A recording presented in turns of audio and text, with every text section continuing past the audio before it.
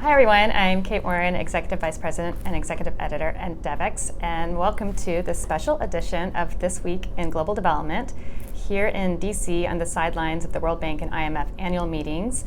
And today we have a special episode in partnership with Africa50, and I am delighted to be joined by Africa50 CEO, Alain Ebobissé, and thank you so much for joining us today. Thank you for having me, Kate. So I first want to start off with learning a little bit more about Africa50. I think you are maybe a little over 10 years old now and started as an investment platform for funding investment projects that have a development goal in the African continent. Can you share a little bit more about Africa50? Yes, absolutely. Thank you. In fact, we've been operational for about 7 years now. And we were created with a mandate to help bridge the infrastructure gap in Africa, exclusively through private investments and PPPs. And what we decided to do is to start by focusing on a few things and do them well. We're investing in equity, quasi-equity, but also we invest in something which is quite important, which is project development to build up the pipeline of bankable projects. So our goal is to have a lot more pipeline of bankable infrastructure projects in Africa, and in so doing to attract more private investment in infrastructure in Africa to try to bridge the infrastructure gap on the continent. So that's what we've been doing, and I'm happy to talk to you about some of the achievements that we've made over the last 7 years. Yeah, and so what were some of the challenges you were looking to bridge and some of the innovations that you've brought to this space? Yeah, so it's very interesting because, of course, there are many institutions and players that are active in the infrastructure space in Africa. What we decided is trying to focus on areas where the needs were the greatest. I mentioned project development to build up the pipeline of bankable projects because there's actually quite a few institutions that want to invest a lot more in infrastructure in Africa, but they don't necessarily find projects which are bankable. So we decided with Africa50 project development to focus on that. So this is one of the challenges that we're still trying to address. Now, what we also decided to do is to focus on two things: innovation and speed in execution. So we wanted to demonstrate, and we believe we are demonstrating that we can do things faster without necessarily compromising the quality. Such that after 7 years of operation, we've invested in 26 projects across 29 African countries, investing equity, quasi-equity, project development funding, and our investment have a total combined project cost of over $8 billion.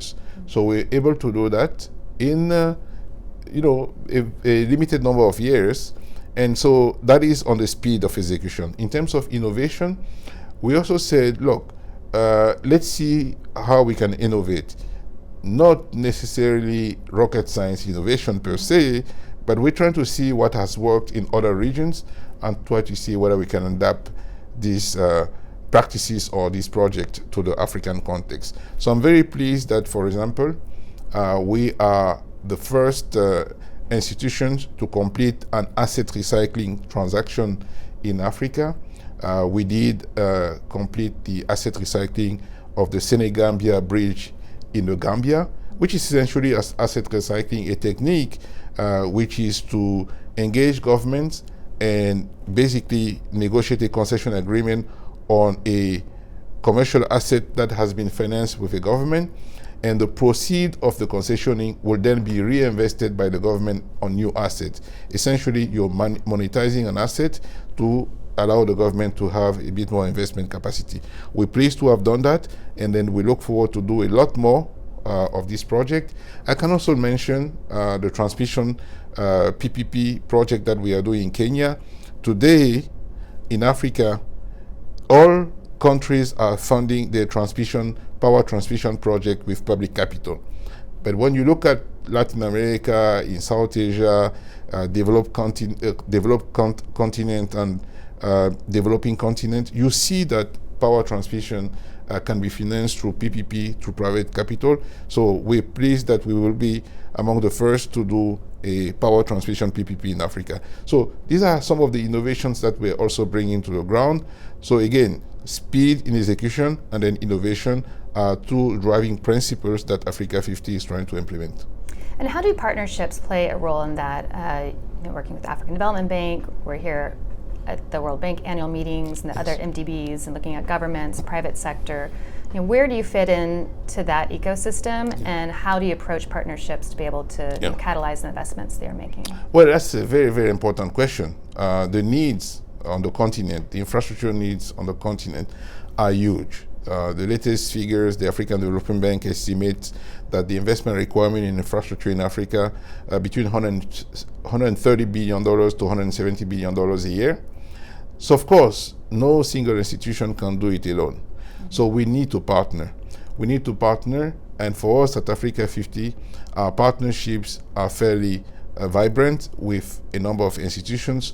We've worked with the World Bank Group, the International Finance Corporation, IFC, in some of the projects such as the Nachtigal project in Cameroon, Hydro project. We've worked with, of course, the African Development Bank quite actively. The African Development Bank is one of the founding shareholder of Africa50, so we work together quite frequently. But we also work with many companies from the private sector, sponsors of projects that we've done.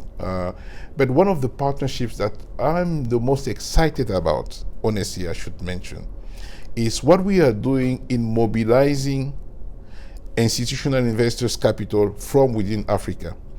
You see, many folks, when they were looking at funding Africa infrastructure, they were looking at outside of Africa to raise capital to fund African infrastructure. There's nothing wrong with that. But we also believe that there's a lot of money in Africa managed by African institutional investors that we have to figure out a way to mobilize to channel those funds into Africa infrastructure. This is why I am very, very pleased that Africa50 was able to bring together 16 African institutional investors to back our Africa50 Infrastructure Acceleration Fund, which is a $500 million fund, which we achieved first close in December last year, with again 16 African institutional investors, 2 sovereign wealth funds, many pension funds, of course the African Development Bank. This is fantastic. We need to continue to mobilize African institutional investors' capital at the same time that we're mobilizing global capital to come into Africa. So these are the kind of partnerships that we like. And you mentioned that the infrastructure needs are great across the continent. And so how do you prioritize what projects to do? What are you looking for when you're trying to decide which projects to invest in? Well, that's also another fantastic question. I should mention, there's so much to be done on the continent. But when we were giving the mandate to lead Africa50, when the board chose me, I decided that I would recommend a strategy to the board which is focused on first doing a few things and do them well and then expanding. So what we decided to do is to focus on a few sectors, power, because it's so important, including renewables, of course, transport, ICT, midstream gas, and then we also expanded, after COVID, we expanded into health infrastructure, education infrastructure, and fintech. So we need to prioritize. We cannot do it all. Africa50, again, we have asset under management of about $1.1 billion today, and I mentioned the vast needs, so we need to pick and choose what we do. So sector prioritization, I mentioned the sectors, but also we'd like to do projects that we believe that we will be able to get to the financial close reasonably quickly and commercial operations. So we tend to stay away from massive projects that are very important, but they're quite complex. I like to say that sometimes those projects, I will leave it up to the World Bank, the African Development Bank. We tend to go to projects as sweet spots, a project with a total project cost of between $300 million of maybe $1 billion. Of course, this is what we're targeting. We can do projects outside of this range, but I'm telling you about the kind of project that we want to target. You're looking to really make an impact quickly, later, as soon as possible. Again, this principle of speed in execution. and need to get things done. We need to get to the result as quickly as possible.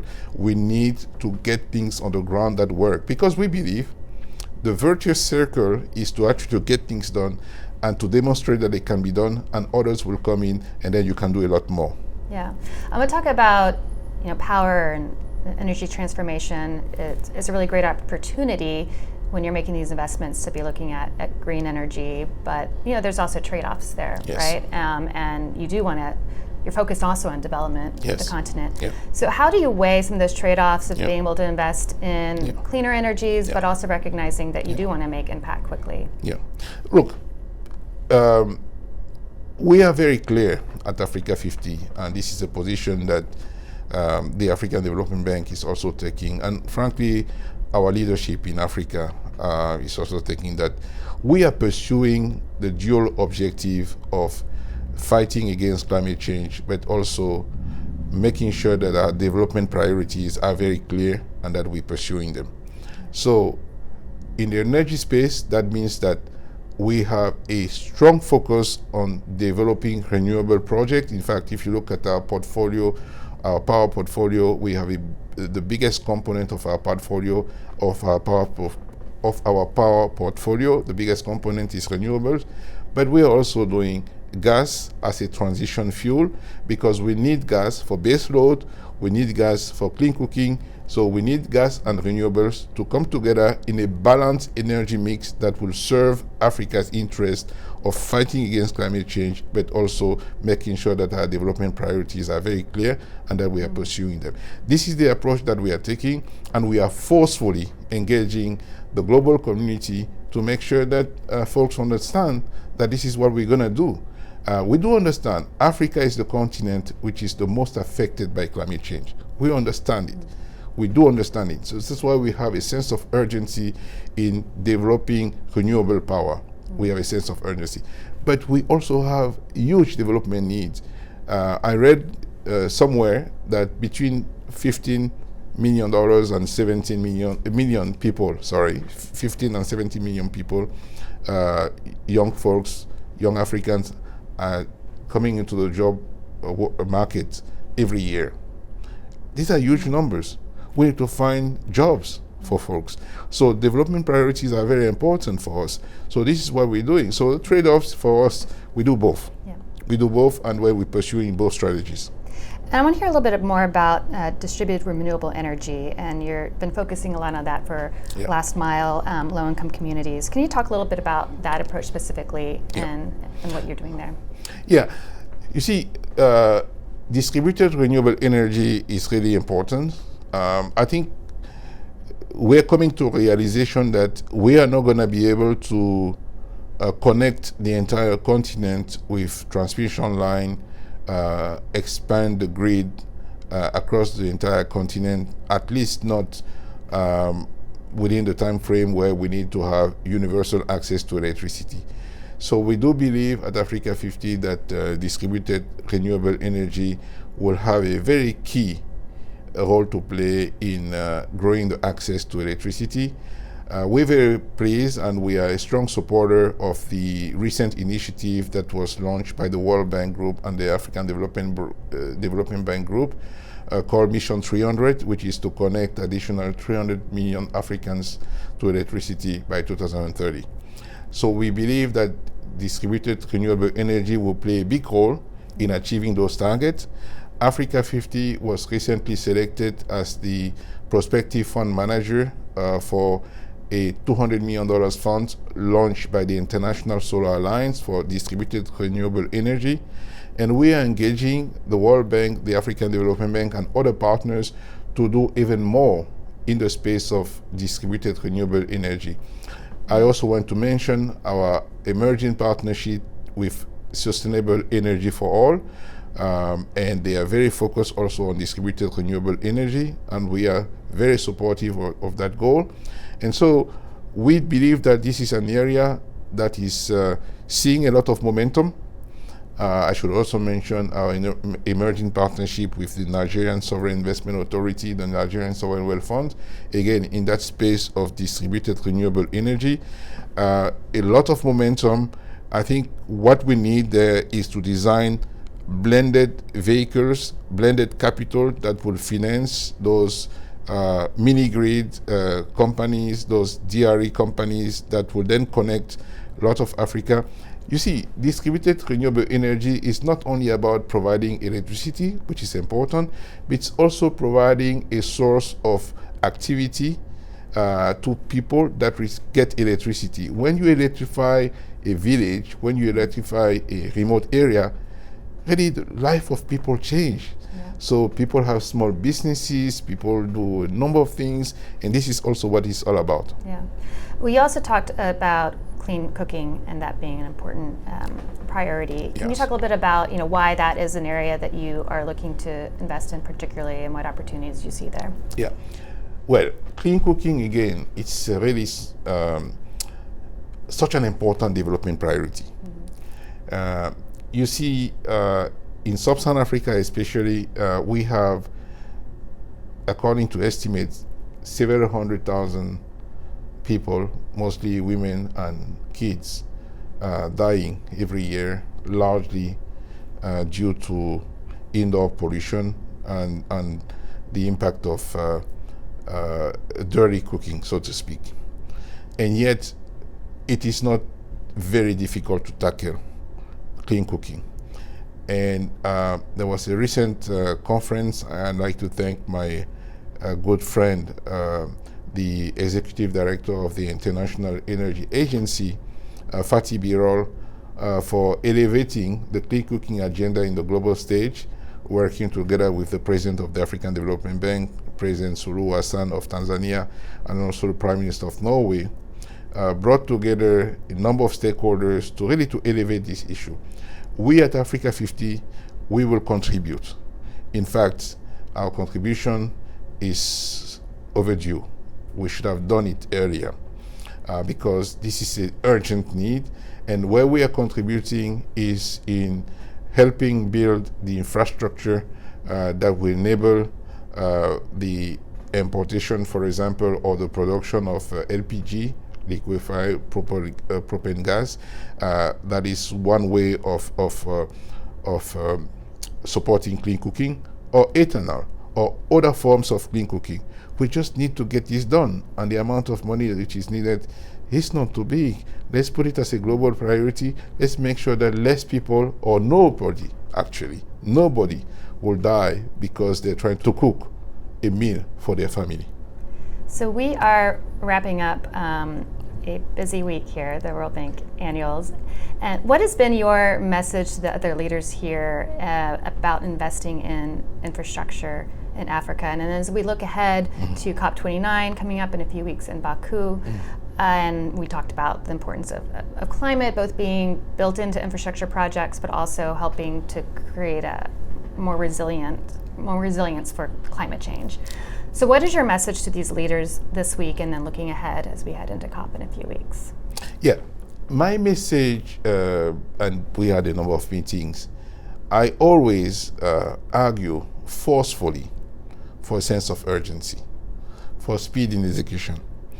I think sometimes folks spend too much time thinking, designing things, and I suppose they want to be perfect in the design. Nobody wants to fail, but I'm urging folks to start implementing stuff if it's good enough. At Africa50, our mantra, our culture is, if it's good enough, do it. And you can correct things along the way. You have to do things. People should think about the opportunity cost of delay project implementation. When folks sit in meeting rooms, in nice offices, designing things to the perfection and taking a huge amount of time, they should consider the opportunity cost of what people, for example, who need power will do. They will cut woods, they will import diesel, they will do whatever they have to do to get electricity, and that will cost even more than, if you have a project which is good enough, which is implemented. I am arguing forcefully for a sense of urgency, for pragmatism, for the need to do things as quickly as possible without compromising the quality, but just focus on the fundamentals. So that's my main message. The other message is also that, look, everybody understands, certainly in Africa, the importance of fighting against climate change, because we are, again, the continent the most affected. But we also understand that we have huge development needs. So we need the global community to work with us to make sure that we have those two objectives taken care of with blended finance that allows us, for example, to speed up the adoption of renewable energy without really affecting too much our development path. We need also to be very clear that gas will be a transition fuel that we will use until we get to a stage where renewable energy will be cost competitive, and also, because it's already cost competitive, but that is cost competitive as a base load solution, because we need that. So these are the two messages that I'm giving. And no, I think the dialogue is ongoing. And finally, which is also another message, is that we should look at institutions or projects which are successful in the global south and trying to support and trying to scale them up. Africa50 is an example of an institution created by African countries, which today is reasonably successful, and we can scale up. We can do a lot more if we had a bit more capital, but we are doing what we can with the capital that we have. And we can do a lot more if we had a bit more capital, and this is part of my job, to raise additional capital to do a lot more things. Well, this has been a really action-packed week, and I think barely still standing, but is there one moment, conversation, idea you heard that just really excited you that you're going to be thinking about as you head home? Well, the moments are the conversation that I had with a number of investors. And I was very pleased that we had conversations with potential partners that may allow us to grow our activity significantly. That is the excitement. Now, there were a number of policy discussions.